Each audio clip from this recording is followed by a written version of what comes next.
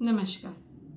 આજે વિડીયોમાં હું જે જણાવવા જઈ રહી છું, અગર તમે એ વસ્તુને બરાબર સમજી લીધી અને એ વસ્તુને ફોલો કરો તો તમારું મેનિફેસ્ટેશન બહુ જ ઝડપી કામ કરશે અને તમે જે વિચારો છો કે આ વસ્તુ બીજા વ્યક્તિઓને કેવું ઇઝીલી મળે છે ને મને કેમ નથી મળતું, તો એ કમ્પ્લેન તમારા માઇન્ડમાં બિલકુલ નહીં રહે અગર આજનો વિડીયો તમે ધ્યાનથી જોશો, સમજશો અને એને ફોલો કરશો તો.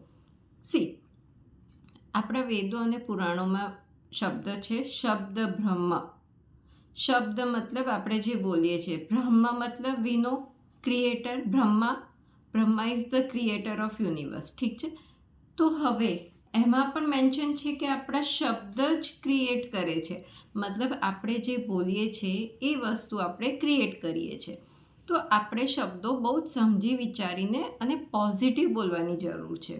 આનાથી તમારો એક જે ક્વેશ્ચન છે એ બી સોલ્વ થશે કે ભાઈ અફર્મેશન અમુક માટે તો બહુ જ જલ્દી કામ કરે છે, તો મારા માટે કેમ નથી કરતા.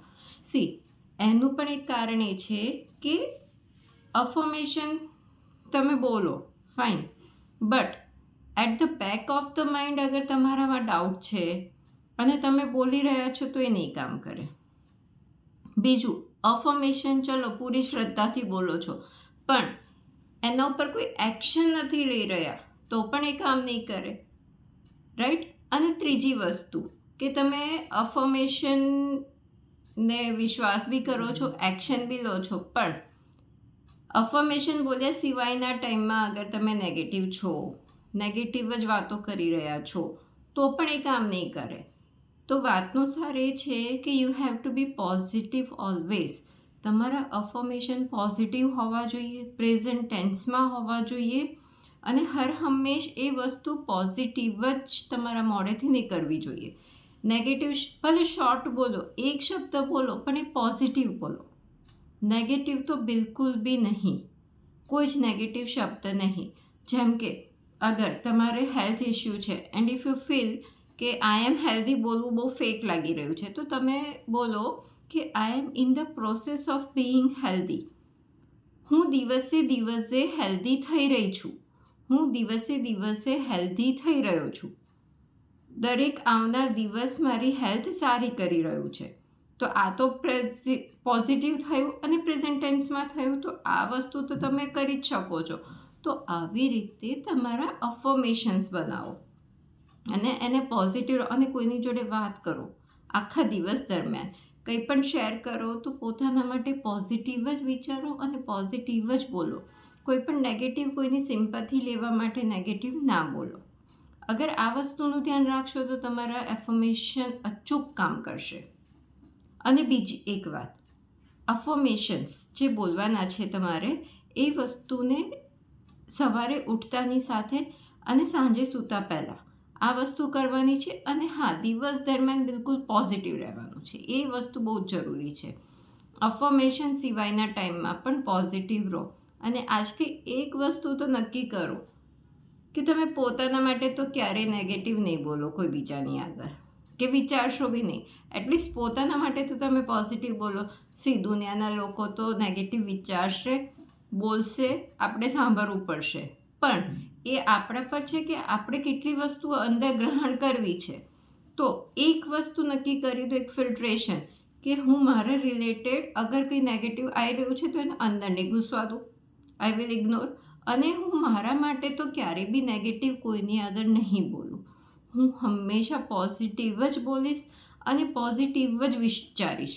એ પછી મારી હેલ્થ હોય, વેલ્થ હોય, રિલેશનશિપ હોય, સ્પિરિચ્યુઆલિટી હોય, ઓવરઓલ ગ્રોથ હોય, કેરિયર હોય, ગમે તે હોય, કોઈ પણ ફિલ્ડ હોય, દરેકે દરેક એરિયામાં ભગવાને આપણને વિચાર શક્તિ આપી છે, તર્ક શક્તિ આપી છે, સમજણ શક્તિ આપી છે અને એ વસ્તુને અમલમાં કરવા માટે આપણને હાથ પગ, મતલબ એ વસ્તુને અમલમાં કરવા માટે આપણને આટલું સરસ બોડી આપ્યું છે. તો આપણે દરેકે દરેક વસ્તુને પોઝિટિવની તરફ કેમ ના વાળીએ. અત્યાર સુધી જે થઈ ગયું એ થઈ ગયું, એ વસ્તુ નલિફાય થઈ શકે છે. જરૂરી નથી કે અત્યાર સુધી જે થયું છે એ જ વસ્તુ આગળ થશે. અત્યાર સુધી એ થઈ રહી છે એનું કારણ છે કે અત્યાર સુધીની જે પણ બિલીફ તમારા માઇન્ડમાં સેટ થઈ ગઈ છે, તમારા નાનપણથી અત્યાર સુધીમાં તમારા અડોસ પડોશ કે ફ્રેન્ડ્સ કે પેરેન્ટ્સે જે પણ તમને કહ્યું છે તમારા માઇન્ડમાં ફિટ થઈ ગયું અને એના અકોર્ડિંગલી તમે એક્ટ કર્યું, એને ધારણા માની લીધી તમારી રિયાલિટી. પણ હવે જ્યારે તમને સમજ આવી છે કે આ વસ્તુ બદલી શકાય એમ છે, તો આ મુમેન્ટથી જ તમે એક વસ્તુ નક્કી કરી લો માઇન્ડમાં કે આજથી હું મારા માટે બેસ્ટમાં બેસ્ટ વિચારીશ, બેસ્ટમાં બેસ્ટ કરીશ. આ બે વસ્તુ તમારા હાથમાં છે અને તમે કરી શકો એમ છો. તો આજથી પોતાને એક પ્રોમિસ કરો કે હું પોતાના માટે હંમેશા સારું વિચારીશ અને સારું બોલીશ. સેલ્ફ લવ, પોતાની જાતને કોન્ફિડન્સ આપવો બહુ જરૂરી છે કે હું દરેકે દરેક વસ્તુ માટે લાયક છું. ભગવાને કોઈ જ ભેદભાવ સાથે કોઈને નથી મોકલ્યા. એ જસ્ટ અને જસ્ટ આપણી બિલીફ છે, આપણી એક સંકુચિત વિચારસરણી છે કે જે આપણને આ વસ્તુ આગળ કરવાથી રોકે છે. તો એ સંકુચિત મનને આપણે આજથી જ સાઈડ ઉપર મૂકી અને જે પ્રચુરતા છે, અબન્ડન્સ છે દુનિયામાં, એ વસ્તુને આપણી લાઈફમાં આવવા માટે આપણે આજથી જ આ વસ્તુ અમલમાં કરવી જરૂરી છે. એક દ્રઢ સંકલ્પ. સંકલ્પથી સિદ્ધિ હોય છે. આપણે કોઈ પણ શુભ કાર્ય કરીએ, યજ્ઞ હવન કરીએ કે પૂજા પાઠ કરીએ, તો એમાં પણ પહેલાં આપણે સંકલ્પ લેતા હોઈએ છીએ કે હું આ પૂજા કરી રહી છું, રાઈટ? તો આ આદિકાળથી ચાલતું આવેલું છે કે જ્યારે આપણે એક સંકલ્પ લઈએ છીએ તો આપણે એક ફર્મ ડિસિઝન લઈએ છીએ કે હા, આ વસ્તુ હું કરીશ જ. તો તમારે પણ એક સંકલ્પ લેવાનો છે કે હું મારા માટે પોઝિટિવ જ રહીશ, હું મારી જાતને પ્રેમ કરીશ. એકવાર સેલ્ફ લવ આવશે, પોતાનામાં કોન્ફિડન્સ આવશે, તો આ વસ્તુ કરવી શક્ય થશે. તો એટલા માટે પોતાનામાં કોન્ફિડન્સ અને પોતાનામાં પ્રેમ, પહેલાં પોતાને પ્રેમ કરતા શીખો, પોતાની જાતને કોન્ફિડન્સમાં લેતા શીખો. બધી જ નેગેટિવિટી, બધી જ આળસ, બધા જ જે બી અત્યાર સુધીના લાઈફના જે બી પાસ્ટ એક્સપિરિયન્સ થયા એ બધાને સાઈડ ઉપર મૂકી દો અને આજથી ફક્ત ને ફક્ત પોઝિટિવ વિચારી તમારે જે લાઈફમાં કરવું છે એમાં પોઝિટિવલી આગળ વધો. તો તમને એનું રિઝલ્ટ ચોક્કસ મળશે, સારું મળશે અને બહુ જલ્દી મળશે. આ વસ્તુ કરીને જુઓ અને આપના અનુભવ મારી જોડે શેર કરો. આશા રાખું છું આ વિડીયોથી આપને પ્રેરણા મળી હશે. વિડીયો પસંદ આવ્યો હોય તો વિડીયોને લાઈક કરજો અને ચેનલને સબસ્ક્રાઈબ કરજો. આપનો કિંમતી સમય આપવા બદલ અને મને સાંભળવા બદલ આપનો ખૂબ ખૂબ આભાર.